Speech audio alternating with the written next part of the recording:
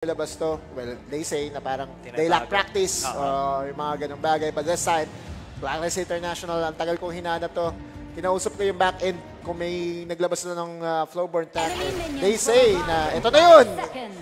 Yung unang beses na makikita natin. Dahil mo pa talagang way to utilize that one eh. Nabuff pa yun na Earth yung casting range na recently. Daming nakakape, no? Medyo mahirap din kasi gamitin dahil yung mga spells niya. Kailangan mo talagang patamain para siya yung maging effective. Pero again, we're talking about the best players in the Philippines right now.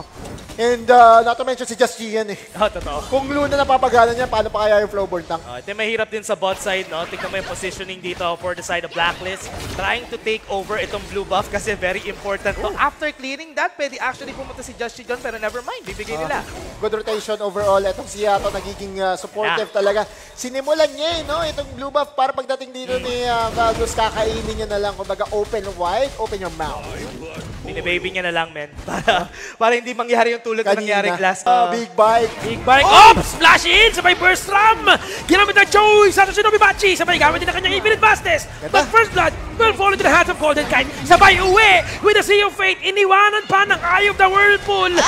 Dumating na ang Avengers, mga kaibigan. Naglabasan ng mga bilog. On your left, ika nga, dito ng succeeding team fights nga. Red buff ang magre-respawn dito, pero more importantly, yung mas masarap na objective yung pagtitripan dito. Uy, Chops, kukuha na. Pero nagmamit na ng ulti mga kaibigan ng si Yato dito.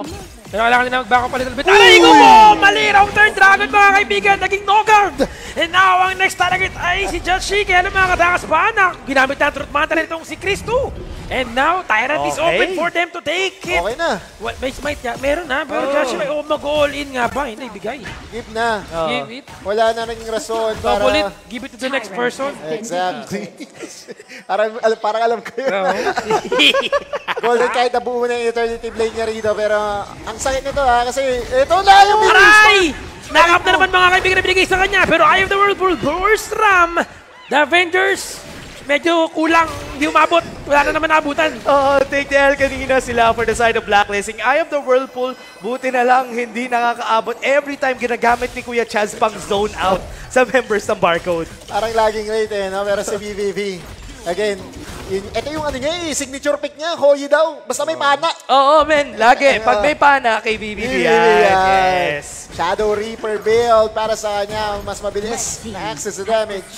Then again, mas OD yung HP. Diba? Yun lang yung nangyayari dito. Abantayan natin if Blacklist can actually match yung late game potential dito ng Barcode kasi hindi biro ang Luna. Hindi biro ang Hoyi. Hindi rin biro ang isang Mai Shiranui. Pinagkataon talaga na magkaroon siya ng magandang opening dito. No? Pero ang Mai Shiranui, ano yan parang slow poke ang kailangan gawin niya dito. And look for the right opportunity kasi pag nagkamali siya isang sablay lang, madudulas yan. Walang ult si Golden Kite sa bot lane. Mag-level 8 na, baka magkaroon, pre. Meron meron na ditong Blazing Cape. Ayun, sakto, men. Yan lang, ganoon na talaga yung gagawin siya onte para mag-cooldown parang yun pala yung inahantay. Tapos saktong Sea of Fate para pauwiin yung kanyang tropa dito on the top side. Mukhang nakakuha ng objective dito ang Blacklist International. But Barcode is not going away. Barcode still taking over the jungle. Taste of their own medicine, sabi nga nila sa Blacklist. Kapasok nga ba? Sinusubukan lang nilang bigyan ng pressure dito ang Blacklist pero medyo nag-iibang ngayon ng play ng Barcode din. Sabi nga natin, madaling gumaya ng lineup. Yes. Pero yung execution, yun yung tanong. Titingnan natin kung paano nila gagawin to. No? Hindi pa natin nakikita yung potential pa so far. Kasi yung nakakagaw dito ng Caps ay Barcode. Although merong konting kalamangan yung Blacklist, that was because of what I would say, yung macro play na meron sila, pero yung impact ng Flowboard parang wala pa hinihintay ko kasi na pag pumasok yung Luna, tapos sa kanya nakatarget yung S2 niya, yung sinusuntok-suntok siya, para makancel siya midway. Tingnan natin. May halos tabla pa rin. Halos tabla pa rin yung gold natin dito, Spear. Oo nga, iba yung laro ngayon, no? All in, pumasok sa loob, ginamit ang kanyang convergence para double lang kanya pag all in dito. Ginamit ang Meteor Storm, pero mauhabol yan. Nalikod! Binanggaan ako! Ako, grabe naman yun! Nanggaling siya sa SM North, pumunta bigla ng Makati. Expressway to Heaven ang nangyari. May paghatid dito si Chami One. Binangga! Tatlo! Wala sa Barcode. Ang layo ng dinaan niya to Skyway nga. Dinala niya ang Barcode and now this one, top side, has been taken down and parang gusto pa nila mag-push. Yun ang checkpoint na hindi mo pwedeng banta, hindi mo ine-expect. Oo Pero gustong gumawa ng counterplay, pero naalog lang ang utak ni Baldus. Paano mo? And ang layo din kasi ni Valdez doon. Kahit na nilaban nila yun, sure, fine, kung malapit si Valdez. Pero hinahabol siya, talagang gumagawa ng TikTok plays itong si Baldus, mga kaibigan. Tumalon na naman sa loob. Meteor Storm, walang tatamaan na kahit isa. Infinite passes na naman. Palabas ng ating laban. May Sea of Fate sa may gitna ng ating pagbangan dito. Pero magkakaulihan nga ba? Nasa loob si Baldus. Mga kaibigan, max out. Pero kulang ang kanyang damage dito. Aray ko po! Kinagat ng Flaming Palm! With a red and blue buff na nasa kamay ngayon itong si Golden Kite. Kaya niyang mag-burst ng kahit na sinong miyembro ng barcode. And yun na nga yung gusto nila gawin. Iti-try, i-disrupt ni Just Chi. Ito si Baldus. Hindi niya rin mapatay. Sobrang kunat kasi ng isang Flowborn tank. Inakit itong si Valdus, sumunod sa ilaw at alam na natin kung ano ang nangyaring kababalagan. Ayan na naman, all in, ginamit ang Meteor Storm, kaya lang mamatay nga pa si Just Chi, buhay pa rin. Pero masyadong malalim si Dragon na, Chubby, wala na naman malapit. Sabi ko sa inyo, overspeeding. Ang limit natin, 60 lang, nandyan siya 100. Ayun, end cap pa naman. End cap, huli. Ayun lang. Napicturean. Wait lang. Sige, with the items, Paps. Napicturean na nga. And ito, tingnan natin yung items natin. No? Item check for Golden Kite. Naka-Master Sword na siya. A lot of damage. Gusto ko rin yung build dito ni VVV. No? Naghahanap sila kasi ng extra damage first. And having that Shadow Reaper to Eternity Blade, Daybreaker, yung most likely last item siya niya. talaga yung magiging damage dealer. Tsaka meron silang Tremor Smash, no? Yep. Kung gusto mo mag-follow up dito. May suntukan to. Ginamit ang kanyang Eye of the Whirlpool, mga kaibigan. Delikado ang buhay dito ni Charles Camon. Di ka na, pero Sea of Fate lang. Dumating na mga miyembro. Kumapit! Kumabas! Saktong-sakto yung kanyang pag-Newmon. Sabay tumalon sa loob. Ito na, nakita nila si Chami Wan na matahan, mga kaibigan. Ang kanyang motor dito. Yung wave sa taas ng ating mapa medyo maganda in favor of Blacklist International. Napupush sila dyan. And Tyrant is being taken right now by Blacklist International. Kaya nga ba mga pwesto? Parang hindi. Tinamaan ang Phoenix and Arrow Dragon. Pero hindi sapat yung kanyang, meron siya ditong pampabuhay o resistance for the boots. Kaya naman mabilis na duration ng kanyang stun. Pero secure yung Tyrant in favor of Blacklist. Jobs done. Naging security guard lang si Just Chi. Oo, ang ganda ng zoning niya doon, no? Tinutulak niya lang palayo itong si Baldus. Oy! Yung bot lane! Naku po, yan ang problema sa isang Ayun Maui.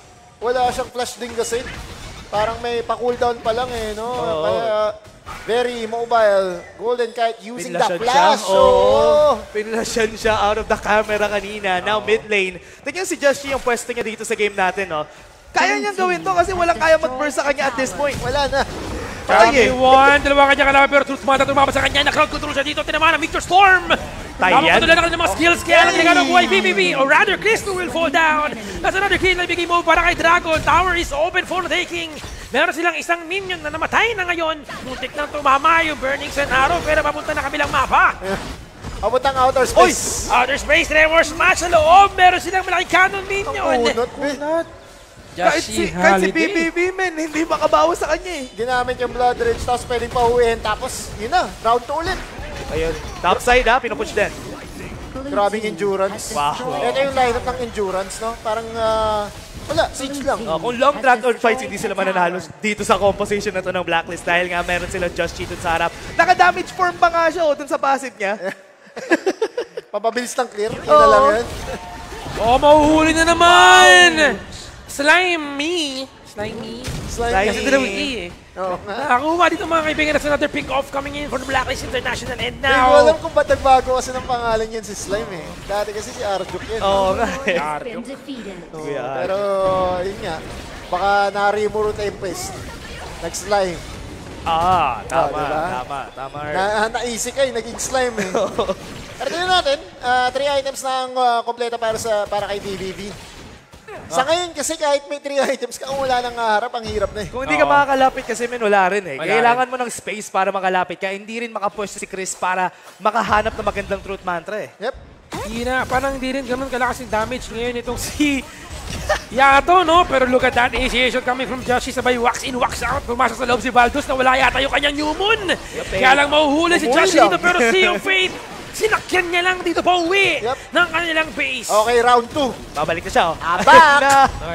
Ay, and ito na yung Shadow Vanguard natin. And with the damage reduction from the Shadow Path, makakatulong to para makapag-push pa sila. Meron sila ditong pampadulas sa baba ng ating mapa because of that Shadow Vanguard. Overlord! Uy, nag-splendor siya doon! And infinite passes para pumasok. last Mag-disengage shot. pero masok sa loob mga kaibigan. Nasa loob ng teamfight dito. And buhay na buhay pa. Nakapatay dito itong si Dragon pero na-trade ang team naman. Joshua will fall down as well. Open yung ating Crystal. Kaya lang dalawa na lang miyembro dito ng Blacklist International. Oy! Good defense. Oh! Alay ko na kinagat ng totoong Dragon. Ang flaming palm ni Golden kahit Aray! Rinig na rinig ko yung sound effects. my heart, my soul. And now, Meteor Storm, Meteor Garden coming in from Yato. Kaya lang walang matamaan na kahit na isa. Ang Crystal, may mga baby dragons. And Blacklist International, I think this is it. A game 2-0 sweep. Blacklist International. Legendary performance para